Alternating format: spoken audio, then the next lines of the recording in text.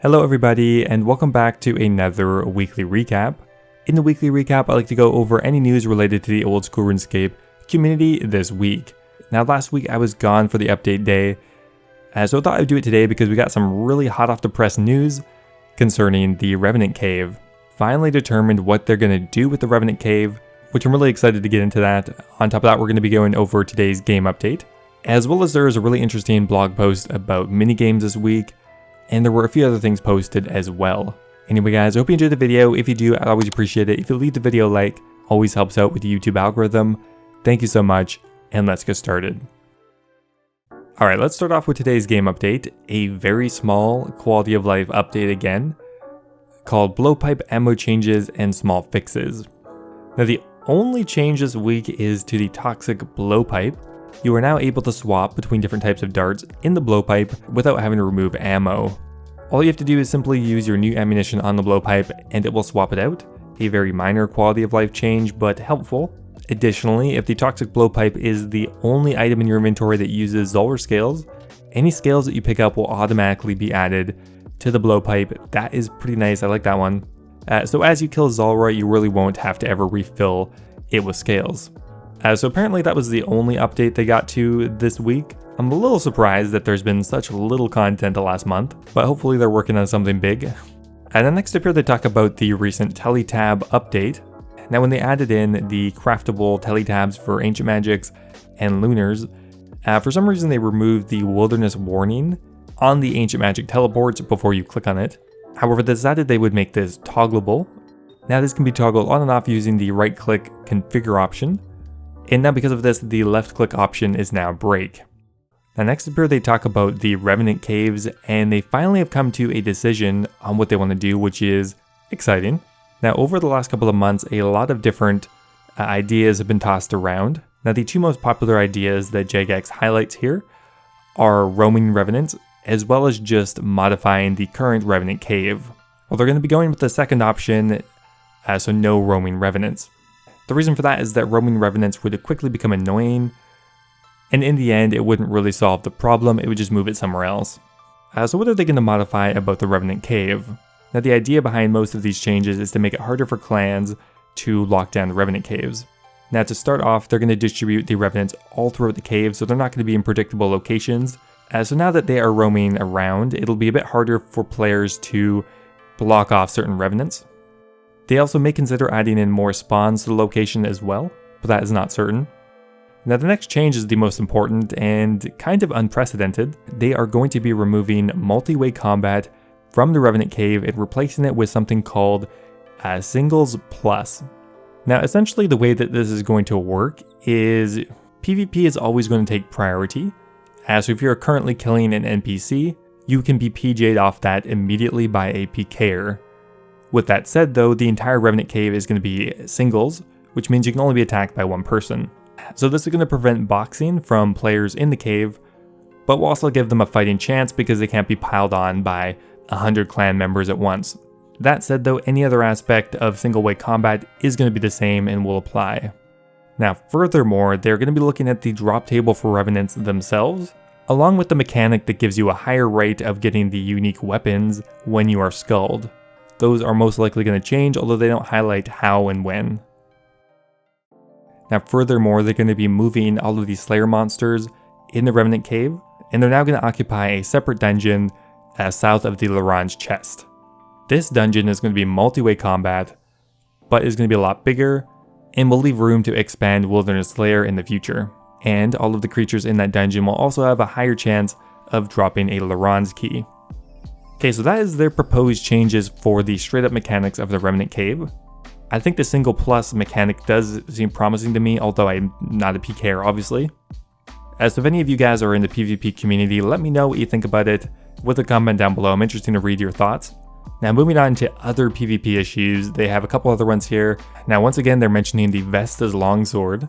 They want to propose making the Vesta's Longsword usable in all PvP worlds because currently you just can't use it. It was a Bounty Hunter exclusive item previously, and now that Bounty Hunter worlds are gone, it's useless.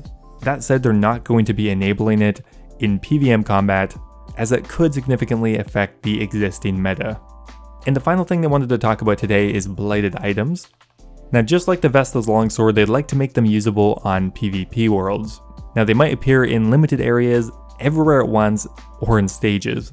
Now, the different stages they could introduce them in is only in designated PvP hotspots, and then if that works out, they could release them to the rest of PvP.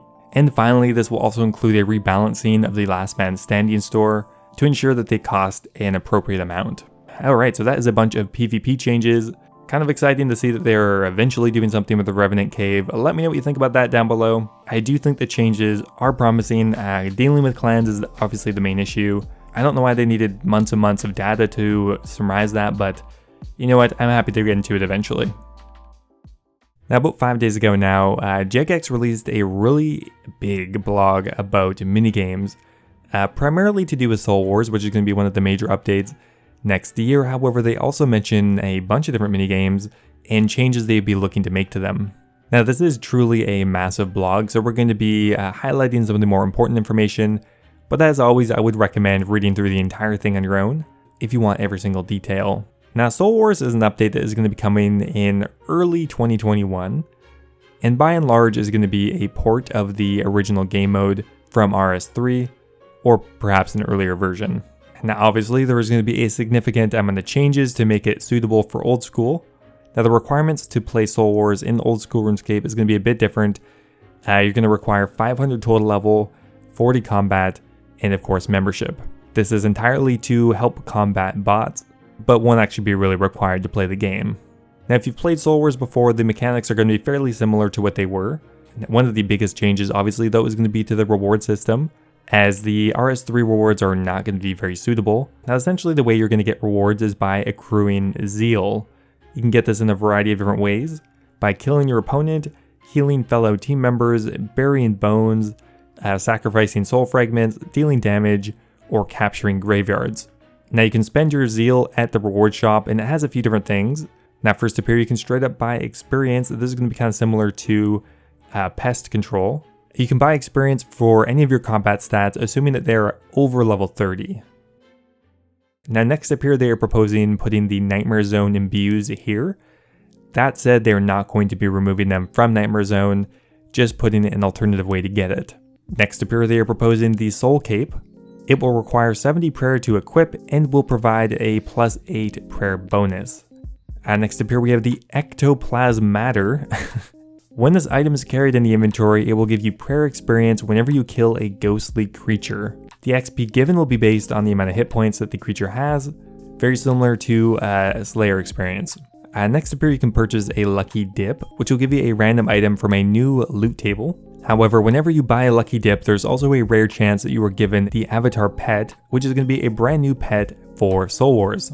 Now, obviously, there's a lot more to talk about Soul Wars, but there's a lot in this blog, so let's move on. Now, the first change to exist in minigames is to Last Man Standing. Now, essentially, they would like to add in new maps and new loadouts.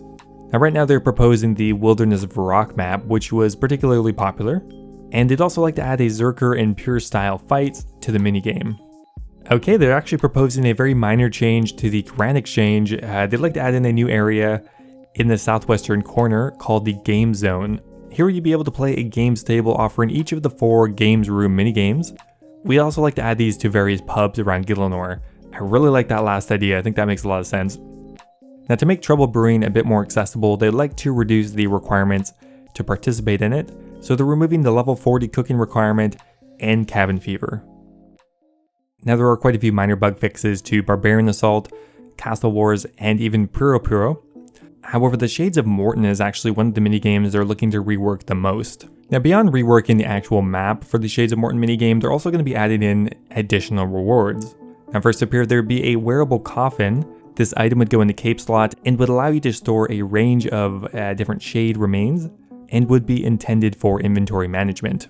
The next up here, they'd like to add in a new set of prayer robes. They don't really have a concrete idea on what these robes would do yet, but a couple options is to have a bone saving effect, weaker than the Wilderness Altar, or it could offer bonus experience when burning shade remains, straight up just offer bonus prayer experience, have an ensouled head saving effect, that's kind of interesting, or it could just have a really high prayer bonus as a completed set.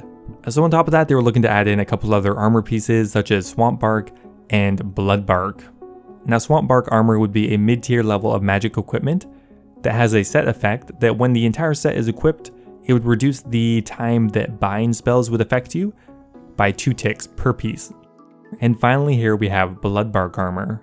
Now the set effect for Blood Bark would be to increase the heal effect from blood spells by 1.5% per armor piece equipped, which would mean a full set bonus of 32.5% hit points restored per attack. So yeah, that's pretty much it. Surprisingly, they're looking to add in a lot of rewards to the Shades of Morton minigame, but it is exciting to see that some of these minigames are going to be changed for the first time in quite a while.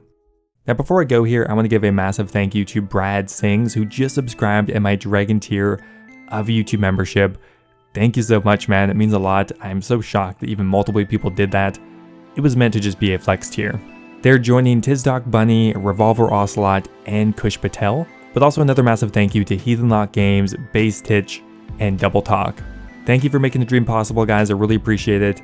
If any of you are looking for another way to support the channel, becoming a YouTube member is an awesome way to do so.